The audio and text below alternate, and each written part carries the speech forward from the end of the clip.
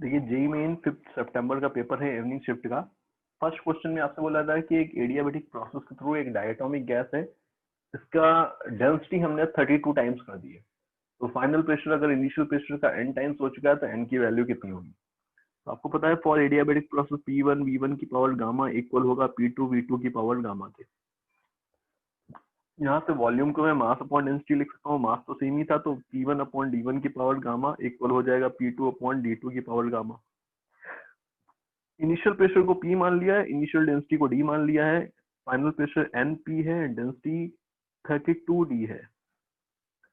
इसको सॉल्व करेगा तो n की वैल्यू यहाँ से 32 टू दी पावर गामा आ रही है।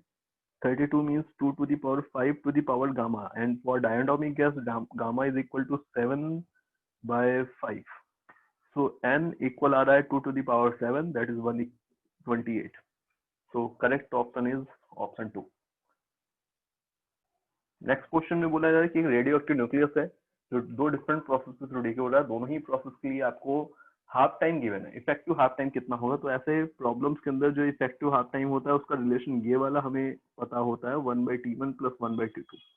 इस रिलेशन के अंदर T1 फर्स्ट प्रोसेस के लिए हाफ टाइम है एंड T2 सेकंड प्रोसेस के लिए हाफ टाइम है, and this is the effective half time. इसको सॉल्व करेंगे तो इफेक्टिव हाफ टाइम हमको मिल रहा है 100/11 which is equal to almost 9 seconds. So effective half time is 9 seconds. Next question के अंदर आपसे बोला जा रहा है कि एक एक्सपेरिमेंट है जिसमें हम स्टोक्स लॉ को वेरीफाई करना है। यहाँ से एक बॉल है जिसकी रेडियस r है, डेंसिटी रो है, इसको h हाइट से हमने एयर की है, यहाँ पर हमने इसको जस्ट रिलीज किया है एंड जस्ट आकर के जब ये बॉल हिट करती है इस वाटर सरफेस को, इसकी वेलोसिटी v होती है। देन इसके हिट करने के बाद जब वाटर के अंदर ये एंटर कर जाती है तो हमने देखा इसकी टर्मिनल वेलोसिटी v के ही इक्वल है। तो आपको बता रहे हैं कि वेलोसिटी h, जो मैं यहाँ पर h की बात की तो h r के साथ कैसे रिलेटेड होगा, आज r की किस वैल्यू पावर पे के प्रोपोर्शनल होने वाला है। तो आपको पता है जब बॉल यहाँ एंटर कर चुकी होगी तो इन दैट केस बॉल पे जो फोर्सेस लग रहे होंगे, वेट लग रहा होगा नीचे, बॉइंट फोर्स लग रहा होगा ऊपर, एंड विस्कस फोर्स वाटर का ऊपर लग रहा होगा। ओके, एंड अगर ये कांस्टेंट वेलोसिटी टर्मिनल वेलोसिटी से मूव कर रही है बॉल, तो इन दैट केस आप बोल सकते हैं कि buoyant force and viscous force equal होगा वेट के। वेट की वैल्यू होगी 4/3 pi r cube volume into density into जी।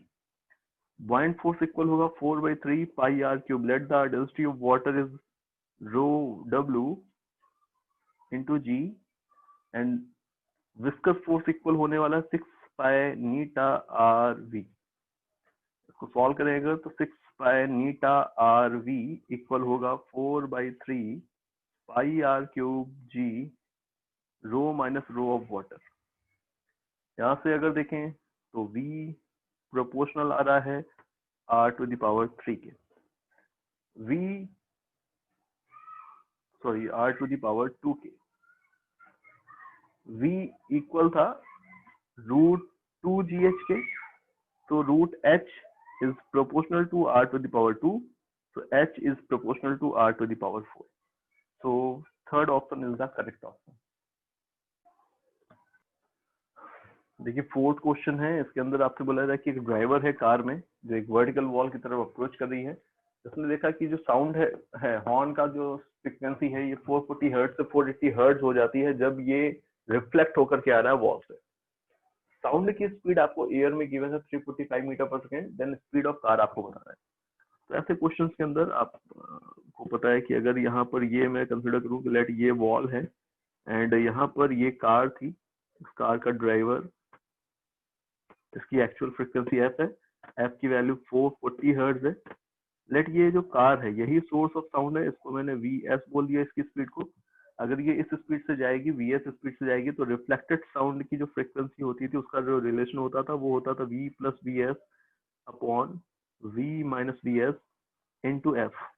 इस रिलेशन के अंदर वैल्यूज रख देते हैं, f डैश की वैल्यू 480 होगी, ये v velocity of sound plus velocity of source upon v minus vs into f होने वाला है।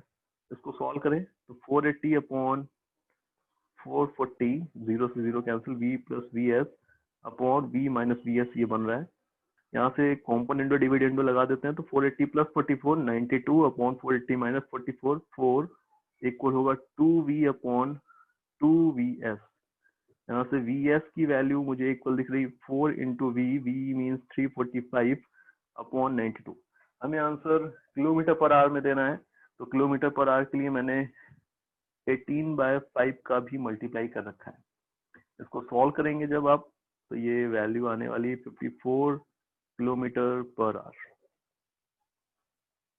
नेक्स्ट क्वेश्चन के अंदर आपसे बोला जाता है कि एक सर्किट गिवन है आपको, potential at point B with respect to potential at point A आपको निकालना है। दैट मीन आपको V B minus V A calculate करना है। कैसे कैलकुलेट करेंगे, तो उसके लिए पहले यहाँ पर देखें तो कुछ हमें करंट्स की वैल्यूज गिवन है कुछ ब्रांचेस में, जैसे कि यहाँ पर 1 एम्पियर करंट आ रहा है, सो दैट यहाँ पर 1 एम्पियर करंट ही होगा। इस तरफ 2 एम्पियर करंट जा रहा है, तो ये 2 एम्पियर करंट तभी जाएगा जब यहाँ से 1 एम्पियर करंट आ रहा हो तब। अब मैं यहाँ पर केवीएल लगा रहा हूँ इस पॉइंट से स्टार्ट करके इस सर्किट में इस तरह से। लेट पॉइंट ए का पोटेंशियल मैं लिख रहा हूँ वी ए। पॉइंट ए का पोटेंशियल मैंने वी ए कंसिडर किया हुआ है। दैट मीन्स पॉइंट का पोटेंशियल वी ए है, तो इस पॉइंट का पोटेंशियल +1 होने वाला है। इस पॉइंट का पोटेंशियल देन कितना होगा, तो इस पॉइंट का पोटेंशियल आप बोलेंगे कि वी ए +1 +2। सिमिलरली इस पॉइंट का पोटेंशियल हो जाएगा -2, that will be equal to V B, potential of point B. So ये कैंसिल हो रहा है, V B minus V A equal है 1 वोल्ट के। So correct option is 1 volt.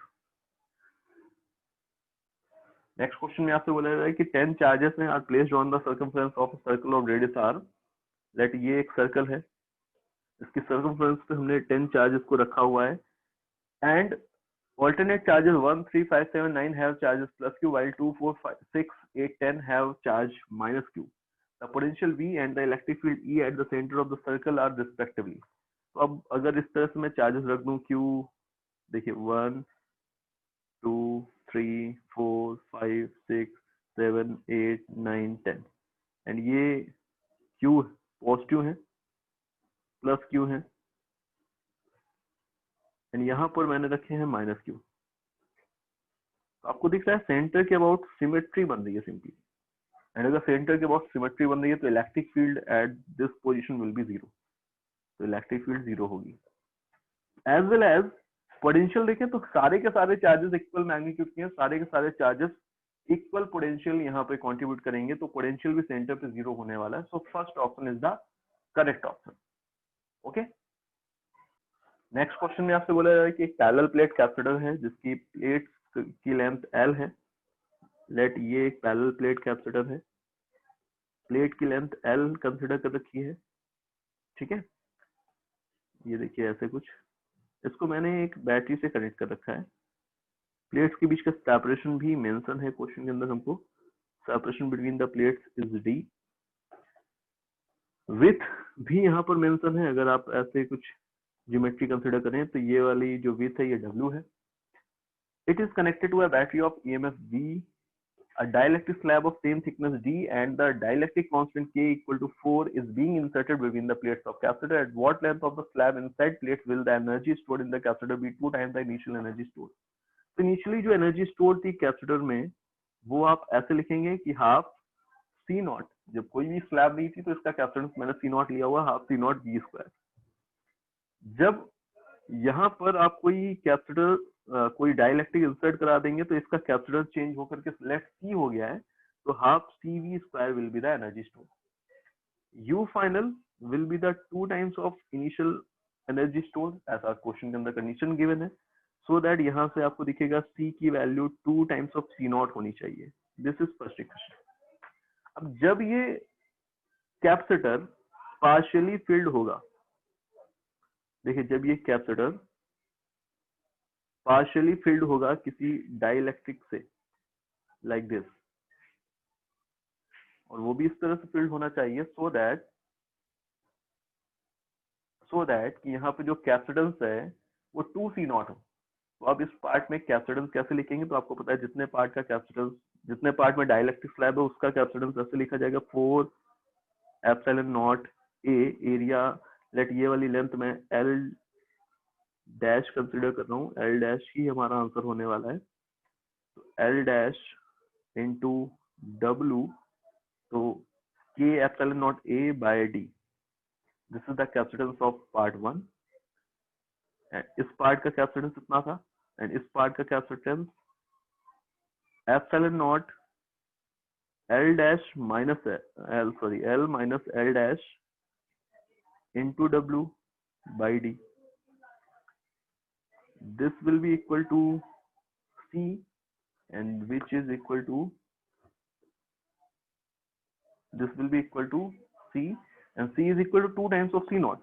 So C naught equal था epsilon naught L into W by D के। इस relation को सॉल्व करना है हमें। एप्सिलॉन नॉट D कॉमन दिख रहा था पूरे में, W भी कॉमन है पूरे में, so L इक्वल है 4 L dash plus L minus L dash, so 3 L dash, यहाँ पे 2 भी था, is equal to L, so L dash is equal to L by 3, so correct option is fourth option.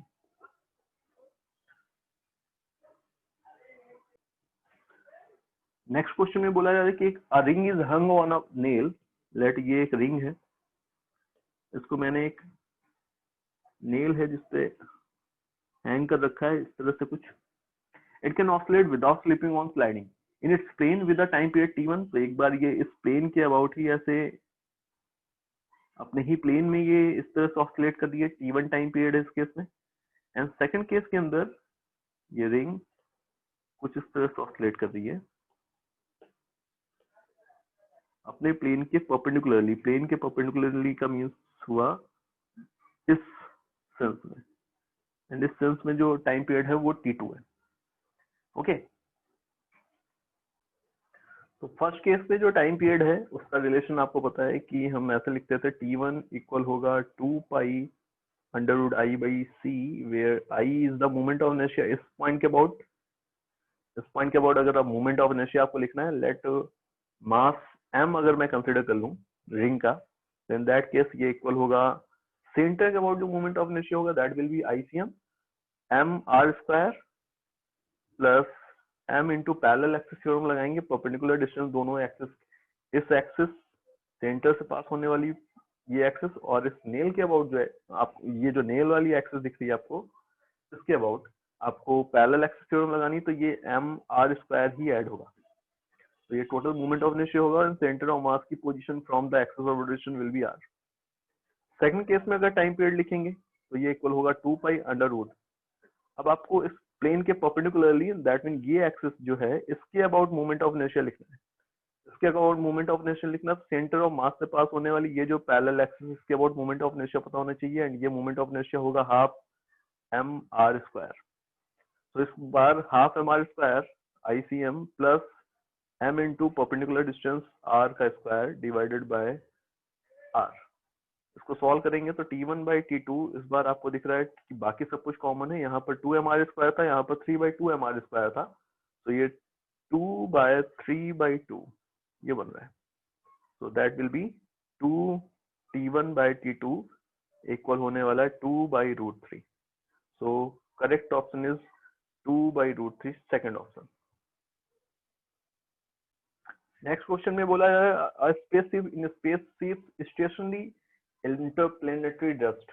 तो stationery interplanetary dust जो थी rest पे थी, that mean कोई मोमेंटम नहीं था इसके पास। तो अगर मैं पूरे के पूरे सिस्टम, मतलब spaceship as well as dust, पूरे को एक सिस्टम की तरह कंसिडर करूं, तो टोटल जो मोमेंटम होगा सिस्टम का वो तो कंजर्व रहना चाहिए, कांस्टेंट रहना चाहिए, है ना।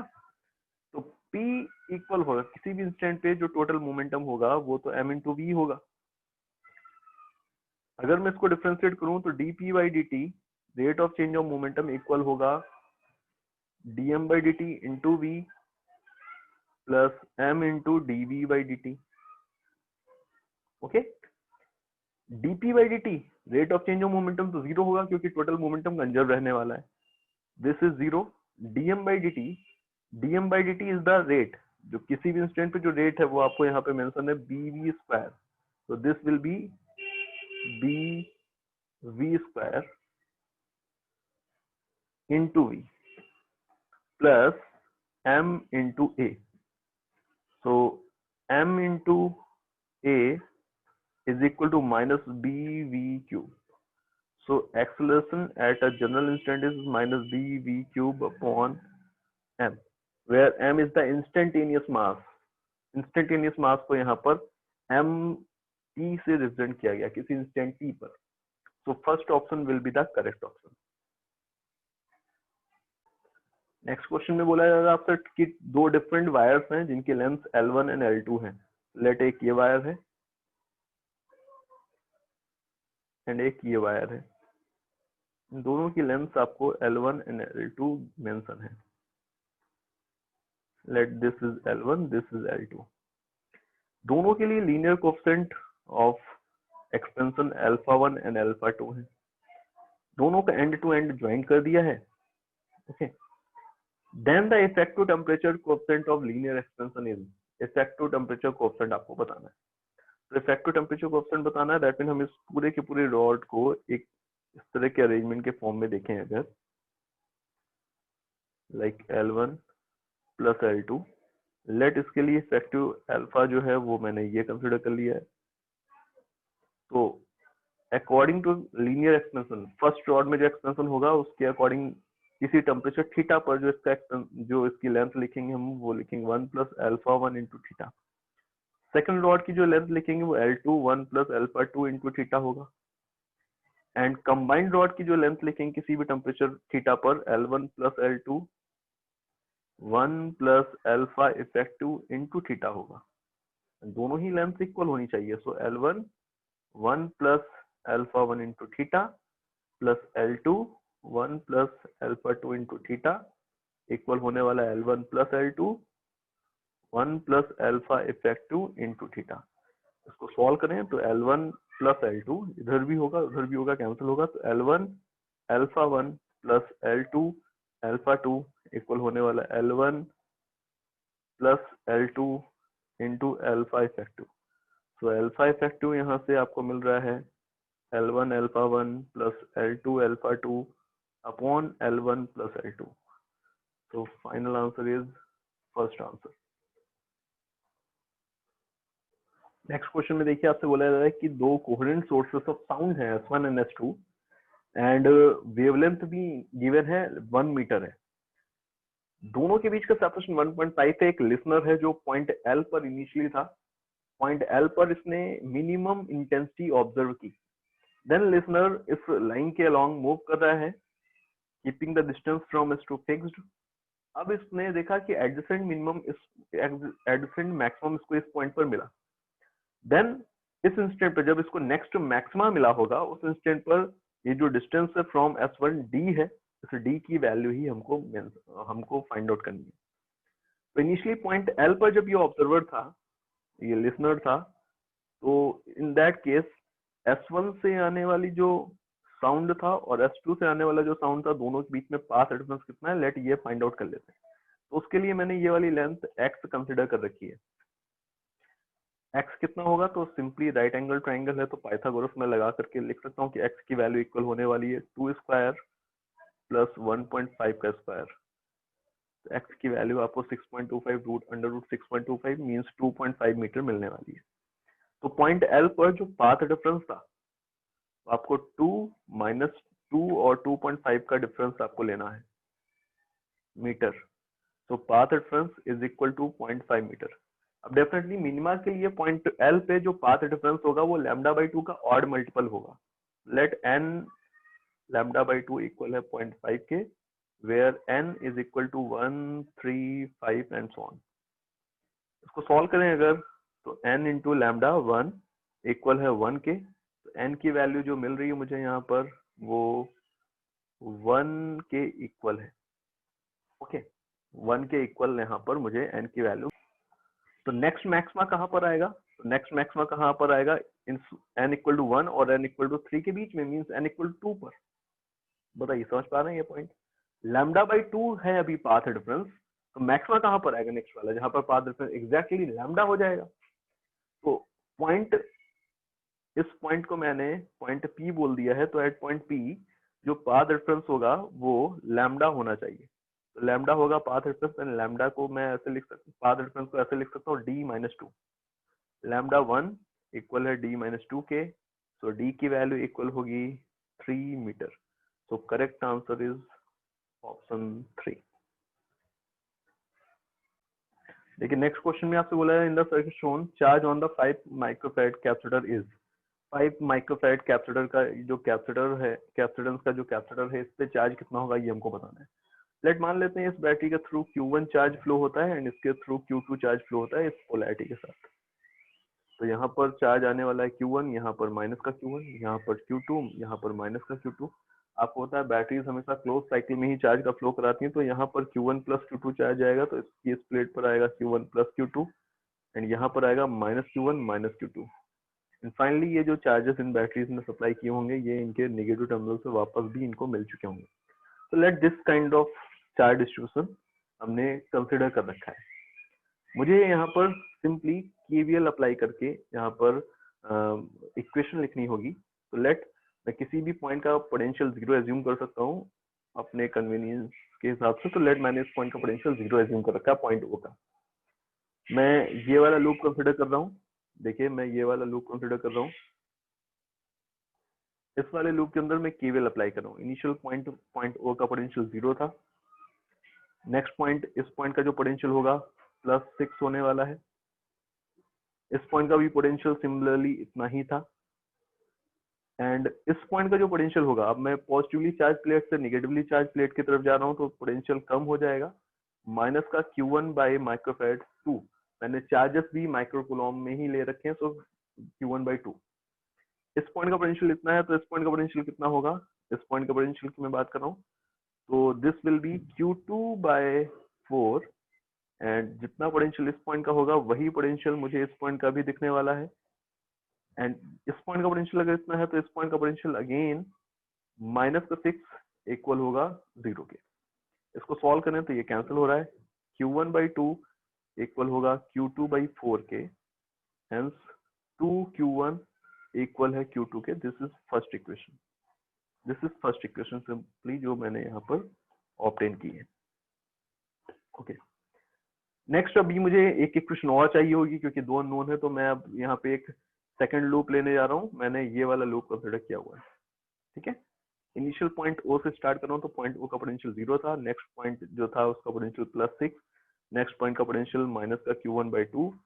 देन इस पॉइंट का पोटेंशियल मैंने लिख दिया है, तो इस पॉइंट का पोटेंशियल अब कितना होगा? तो मैं पॉजिटिवली चार्ज प्लेट से निगेटिवली चार्ज प्लेट की तरफ जा रहा हूँ, तो पोटेंशियल कम हो जाएगा, तो Q1 plus Q2 by 5 this will be equal to 0।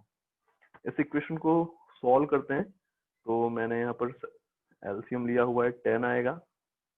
This will be equal to, मैंने 6 को इधर भेज दिया है सो दैट ये पूरा का पूरा पॉजिटिव हो जाएगा। तो 5Q1 plus Q1, 5Q1 plus 2Q1, sorry 2Q1 and plus 2Q2। इसको सिंप्लीफाई करें तो 7Q1 प्लस 4Q1, मैंने Q2 की जगह भी 2Q1 रख दिया है वापस से, will be equal to 60। So Q1 equal होगा 60 बाई 11 के, तो Q2 इक्वल होगा 120 बाई 11 के। माइक्रोकूलॉम में चार्जेस हैं, ऑलरेडी मैंने आपको ये बात बताई। तो charge on the 5 microfarad capacitor is Q1 plus Q2 and the answer will be 60 by Q1 plus 120 by Q1, so that 180 by 60 by 11 and 120 by 11, तो 180 by 11 माइक्रोकूलॉम। इसको सॉल्व करेंगे, that will be 16.36 microcoulomb approximately। Okay, next question में बोला जा रहा है कि acceleration due to gravity on the earth surface at the poles is g। Let ये अर्थ है, पोल्स पे जो ग्रेविटी की वैल्यू है वो g है।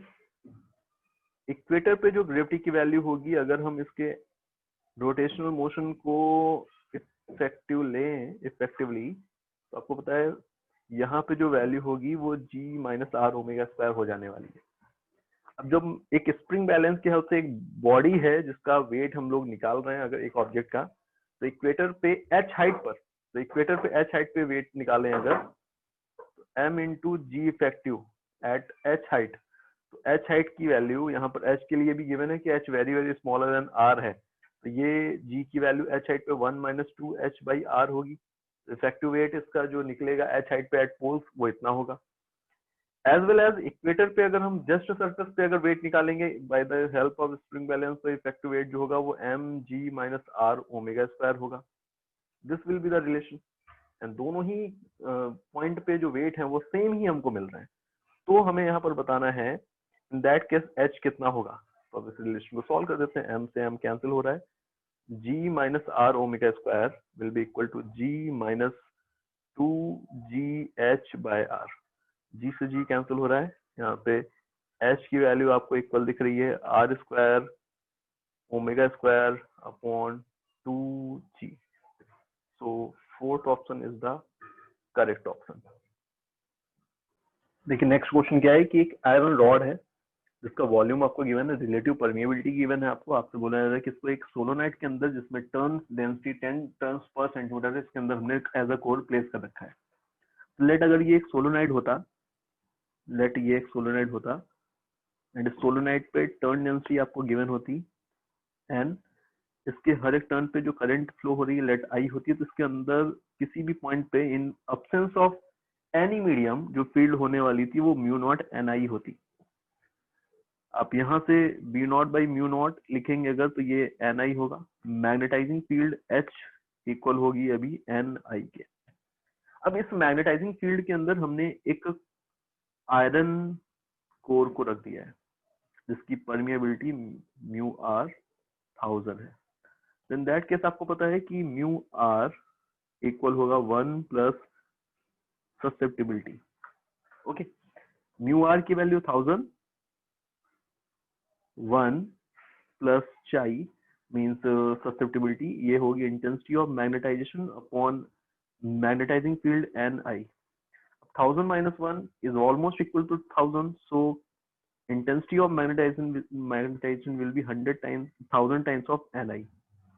I इक्वल होता है m by v के, so m इक्वल होगा, देखिए I intensity of magnetisation equal होता है मैग्नेटिक मोमेंट अपॉन वॉल्यूम, तो magnetic moment I into V होने वाला है, तो I की जगह मैंने m by v रखा है, तो m इक्वल होगा 1000 into n into I into V. Values रखता हूँ 1000, turn density 10 turns per centimetre, so 10 by 10 to the power minus 2। Current I की वैल्यू है 0.5 एंड वॉल्यूम गिवन है 10 to the power minus 3। इसको सॉल्व करेंगे जब, तो आंसर मिलने वाला है 5 into 10 to the power 2 ampere metre square. So third option will be the correct option. देखिए नेक्स्ट क्वेश्चन में बोला जा रहा है कि एक गैल्वेनोमीटर है जिसको हम यूज कर रहे हैं नल पॉइंट को डिटेक्ट करने के लिए।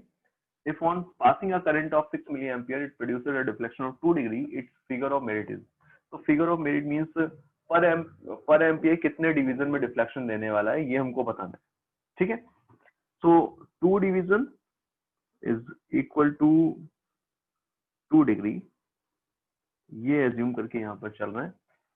तो आपको यहाँ पर दिख रहा है 6 मिली एम्पियर करंट जब फ्लो होगा तब 2 डिवीजन के इक्वल 2 डिवीजन डिफ्लेक्शन आता है जब 6 मिली एम्पियर करंट फ्लो होता है।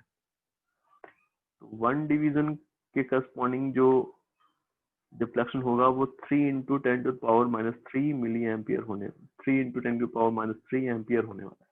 तो figure of merit will be equal to 3 into 10 to the power minus 3 ampere per division। So first option will be the correct option। देखिए next question में आपको 2 column given है, match the column हमको बताना है। अब इसमें आप ये फैक्ट बेस्ड इंफॉर्मेशन है, आपको ये लर्न रखना होता है कि किस किस रेज की वेवलेंथ किस ऑर्डर की होती है। तो यहाँ पर अगर आप देखें तो जो गामा रेज हैं ये शॉर्टेस्ट वेवलेंथ होती है इसकी, तो गामा रेज की शॉर्टेस्ट वेवलेंथ होती है। तो यहाँ से अगर आप देखें तो जो मोस्ट अप्रोप्रिएट ऑप्शन यहाँ पर बन रहा है वो देखिए कौन सा है, gamma rays 10 to the power minus 15, X rays 10 to the power minus 10, then microwave and radio waves. So microwave 10 की power minus 3 and radio waves 100 metre. इसके अकॉर्डिंगली फर्स्ट का फोर्थ, सेकंड का सेकंड ही है, थर्ड का सी का first है and D का थर्ड होगा। तो third option is the fourth option is the correct option. Okay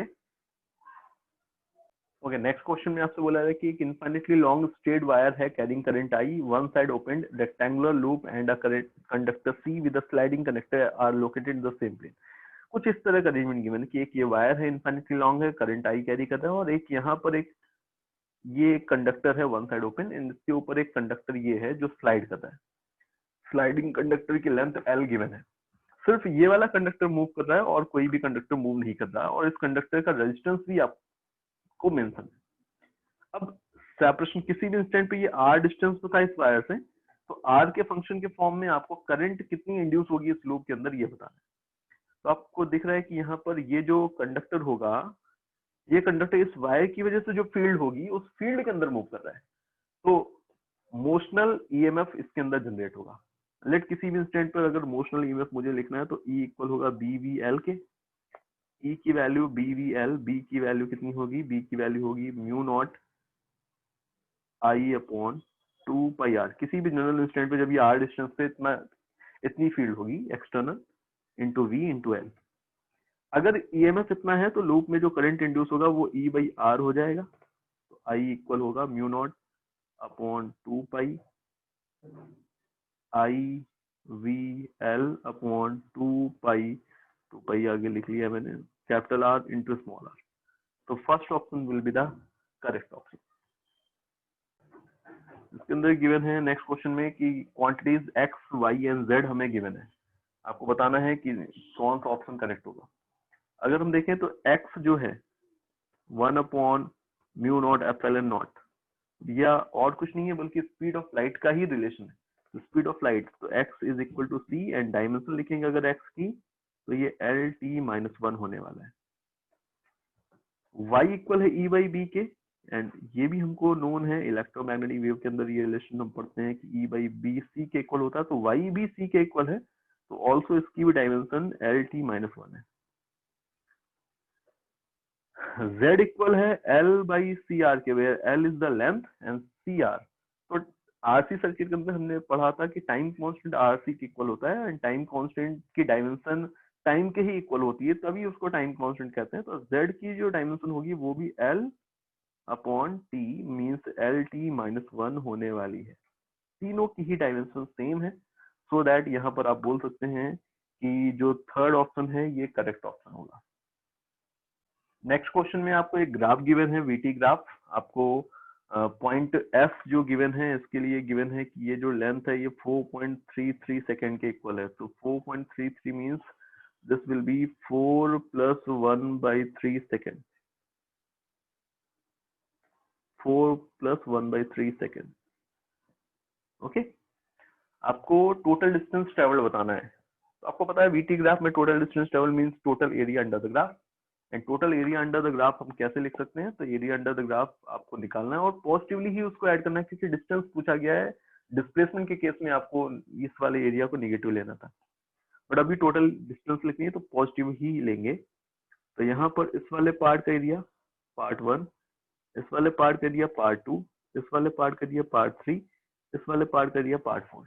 in सारे पार्ट्स का एरिया आपको अलग अलग निकालना पड़ेगा। तो मैं टोटल एरिया लिख रहा हूँ, फर्स्ट पार्ट का half into base into height, second part का रेक्टेंगल है तो 1 इंटू 4, थर्ड पार्ट के लिए देखें अगर तो हाफ इंटू बेस, बेस का कितना होगा तो 4.33 माइनस 3, 1.33 मीन्स 4/3 इंटू हाइट इसकी हाइट हो गई है 4 प्लस नेक्स्ट इस वाले रेक्टेंगल को ट्रायंगल को देखें तो हाफ इंटू बेस, इसका बेस होगा 6 minus 4.33, so that will be equal to 5/3.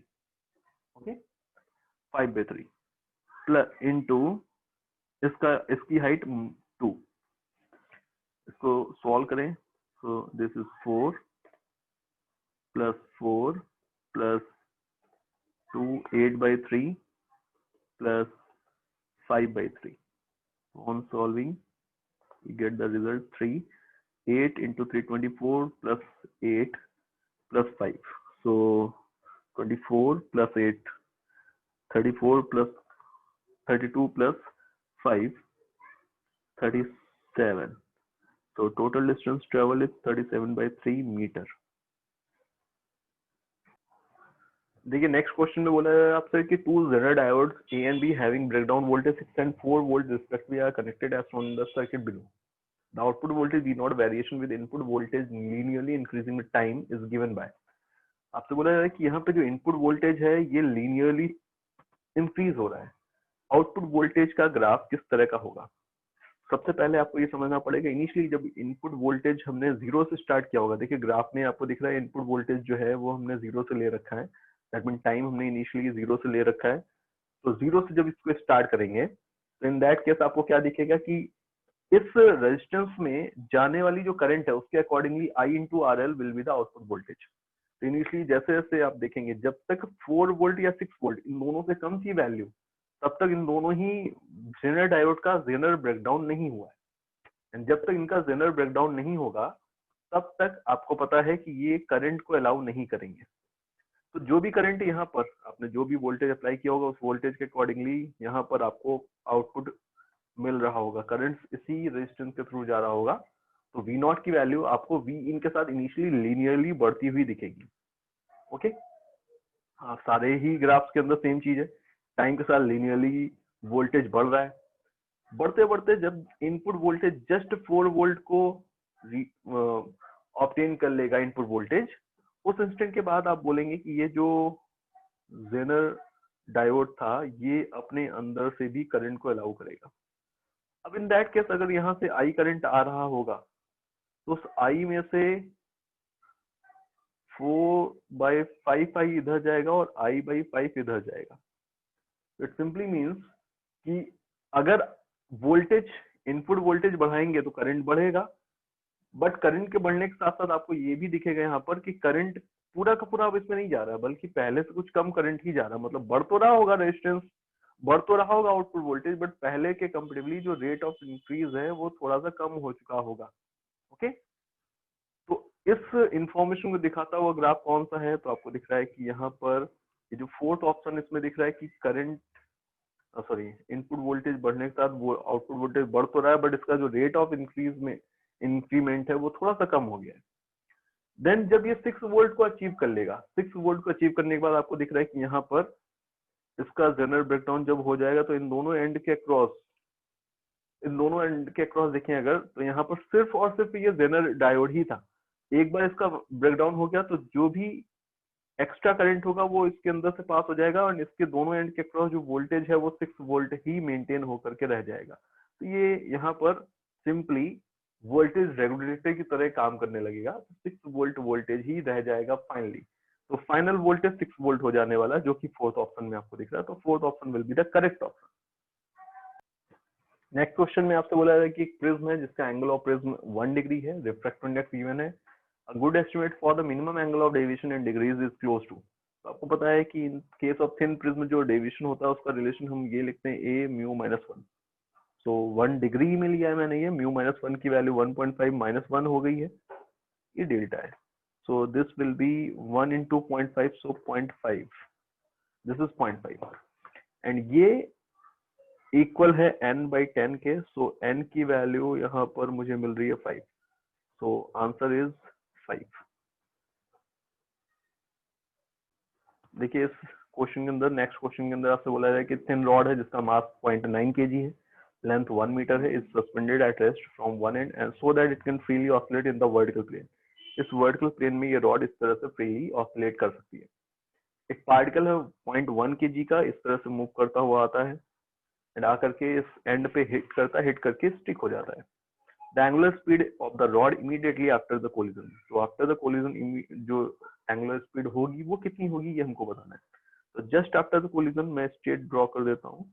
Late इस तरह का कुछ केस बन रहा है, ये ओमेगा से रोटेट हो रहा है, यहाँ पर एक 0.1 kg का भी पार्टिकल अटैच हो चुका है, रोटेट हो रहा है। तो हिंज के about conservation of linear momentum हम अप्लाई कर सकते हैं, कंजर्वेशन ऑफ एंगुलर मोमेंटम हम अप्लाई कर सकते हैं by conservation of angular momentum about hinge. Okay, तो आप बोलेंगे इनिशियली एंगुलर मोमेंटम जो था वो 0.1 into v velocity of particle zt and r is equal to 1, इतना था angular momentum about the hinge. After the collision देखें तो मोमेंटम i इंटू ओमेगा मैं लिख रहा हूँ, तो मोमेंट ऑफ इनर्शिया लिखना है तो पहले तो रॉड का मोमेंट ऑफ इनर्शिया हो जाएगा, रॉड का मोमेंट ऑफ इनर्शिया हो जाएगा 0.9 L स्क्वायर बाय 3, पार्टिकल का मोमेंट ऑफ इनर्शिया हो जाएगा 0.1 1 स्क्वायर इंटू ओमेगा, तो आई इंटू ओमेगा। इसको सॉल्व कर देते हैं, इसको सॉल्व करेंगे अगर, so you get the omega 20 radian पर सेकेंड। ओके, देखिए नेक्स्ट क्वेश्चन बोला जा रहा है कि एक बॉडी है 2 kg की जिसको हम किसी इंजन के थ्रू कांस्टेंट पावर 1 जूल पर सेकेंड डिलीवर करना है। बॉडी रेस्ट से स्टार्ट कर रही है, स्ट्रेट लाइन के अलॉन्ग जा रही है, आफ्टर 9 सेकेंड बॉडी ने कितनी डिस्टेंस मूव कर ली होगी। तो आप सबसे पहले तो ये बोल सकते हैं कि अगर देखें तो अगर पी रेट से पावर डिलीवर हो रही है तो टी टाइम में टोटल जो पावर डिलीवर, टोटल जो एनर्जी डिलीवर होगी वो पी इंटू टी होगी। And total energy means total work, and total work done equal होगा हाफ एम वी स्क्वायर के। तो v की वैल्यू यहाँ से मुझे मिल रही है कि v इक्वल होने वाला है velocity at any instant t will be equal to 2pt upon m then इसका रूट। यहाँ से ds बाय dt इक्वल होने वाला है 2pt बाय m इसका रूट, यहाँ से ds इक्वल होगा 2pt by m root into dt। इसको इंटीग्रेट कर देते हैं, इंटीग्रेट करके लिमिट्स रख देते हैं, जस्ट अ मिनट। इसको इंटीग्रेट किया है, इंटीग्रेट कर रहे हैं, t इक्वल टू 0 से t इक्वल टू 9 सेकंड की बात हो रही है। टोटल डिस्टेंस ट्रेवल्ड आपको मिल जाएगा यहाँ से, यहाँ पर ये s है टोटल डिस्टेंस ट्रेवल्ड। यहाँ पर आप पावर 1 जूल है, टाइम की वैल्यू आप इसके अंदर सॉल्व करके लिमिट्स लेंगे 0 से 9, देन सिंप्लीफाई करेंगे, then you get the total distance travelled as 18 meter. So answer will be 18 meter. Next question बोला जा रहा है कि एक सरफेस है जिसपे हम alternately first time 4 electron volt energy के फोटॉन्स इंसिडेंट कराते हैं, सेकंड टाइम 2.5 इलेक्ट्रॉन वोल्ट की एनर्जी के फोटॉन्स इंसिडेंट करा रहे हैं। Ratio of maximum speeds of the photo electron in the two cases 2, the work function of the metal is, let the work function is 5। तो first case में जब आप energy लिखेंगे तो आप ऐसे बोलेंगे according to Einstein's equation half M. First case में एनर्जी ज्यादा थी फोटो इलेक्ट्रॉन्स की तो स्पीड भी ज्यादा रही होगी, let 2v is the speed, this will be equal to 4 electron volt minus 5। 5 को भी मैंने इलेक्ट्रॉन वोल्ट में ले लिया तो 4 minus 5, this is first equation. Second case में जो स्पीड है वो हाफ एम वी स्क्वायर होगी and this will B 2.5 minus 5, this is equation 2। Equation 1 और इक्वेशन 2 दोनों को डिवाइड कर दें अगर, then you get 4 is equal to 4 minus 5 upon 2.5 minus 5। इसको क्रॉस मल्टीप्लाई करके सॉल्व कर देते हैं, यहाँ से 5 की वैल्यू आपको मिल जाएगी 2 इलेक्ट्रॉन वोल्ट। 5 को मैंने इलेक्ट्रॉन वोल्ट में ही अज्यूम कर रखा था, so the answer will be 2। Next है nitrogen gas is at 300 degree Celsius temperature. Nitrogen gas का टेम्परेचर आपको गिवन है, the temperature at which the RMS speed of hydrogen molecule would be equal to RMS speed of nitrogen molecule is. तो आपको पता है जो relation होता था आरएमएस वेलोसिटी का वो 3RT बाय मॉलिक्यूलर वेट, ये रिलेशन हो रहा था। तो जब आप हाइड्रोजन के लिए बात कर रहे हैं और नाइट्रोजन के लिए बात कर रहे हैं, तो इन केस में आपको जो डिफरेंस दिखने वाला है, आपको दिख रहा है कि 3R, ये तो दोनों के लिए कॉमन है। टेम्परेचर हाइड्रोजन का लेट T है, मॉलिक्यूलर वेट 2 हो गया। नाइट्रोजन के लिए टेम्परेचर 300 डिग्री सेल्सियस हमें केल्विन स्केल लेना है, तो 573 बाय 28 हो गया, देन इसका रूट। इसको सॉल्व करें, so then we get the temperature 40.93 kelvin. Round off करने पे ये हो गया है 41 केल्विन।